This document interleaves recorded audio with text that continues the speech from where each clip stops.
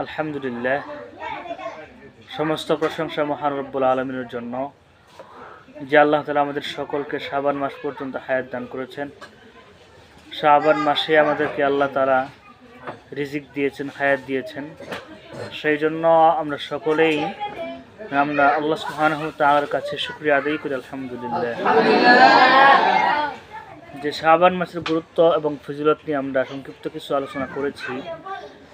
সম্মানিত বন্ধুগণ, ভাইরা, আজকে আপনাদের সাথে শাবান মাসের গুরুত্ব এবং ফজিলত নিয়ে সংক্ষিপ্ত কিছু কথা বলবো ইনশাআল্লাহ। শাবান মাসের 1 নম্বর যেই বিষয়টা সবচেয়ে বেশি রাসূলুল্লাহ সাল্লাল্লাহু আলাইহি ওয়াসাল্লাম আদায় করতেন, সবচেয়ে বেশি থেকে বেশি রোজা রাখতেন। কেন?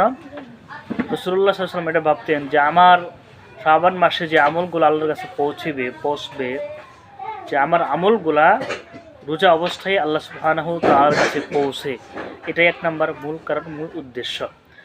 আচ্ছা, শাবান মাস কত গুরুত্বপূর্ণ একটি মাস। এই শাবান মাসটা রজব মাস এবং রমজান মাসের মধ্যবর্তী মাস। এই মাসের গুরুত্বপূর্ণ অনেক বেশি। হযরত আয়েশা সিদ্দিকা রাদিয়াল্লাহু তাআলা থেকে বর্ণিত, রাসূলুল্লাহ সাল্লাল্লাহু আলাইহি ওয়াসাল্লাম বলেন যে শাবান মাস আসলে রাসূলুল্লাহ সাল্লাল্লাহু আলাইহি ওয়াসাল্লাম এত বেশি পরিমাণ রোজা রাখতেন, নফল রোজা, যেটা অন্য কোনো মাসে রাখতেন না।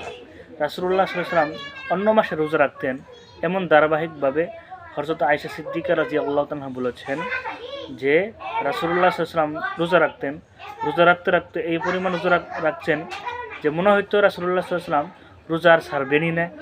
আবার কিছু কিছু সময় রোজা রাখতেন না, তখন বোঝা যেত যে রাসূলুল্লাহ সাল্লাল্লাহু আলাইহি ওয়াসাল্লাম রোজা আর রাখবেনই না। কিন্তু অন্য মাসের চেয়ে আমাদের এই শাবান মাসে রাসূলুল্লাহ সাল্লাল্লাহু আলাইহি ওয়াসাল্লাম সবচেয়ে বেশি থেকে বেশি রোজা রাখতেন। সেই জন্য আমরা সকলে শাবান মাসের গুরুত্ব দিয়ে বেশি বেশি রোজা রাখি আর বেশি বেশি আমল করার চেষ্টা করি। আল্লাহ তাআলা আমাদের সকলকে তৌফিক দান করেন। আসসালামু আলাইকুম ওয়া রাহমাতুল্লাহ।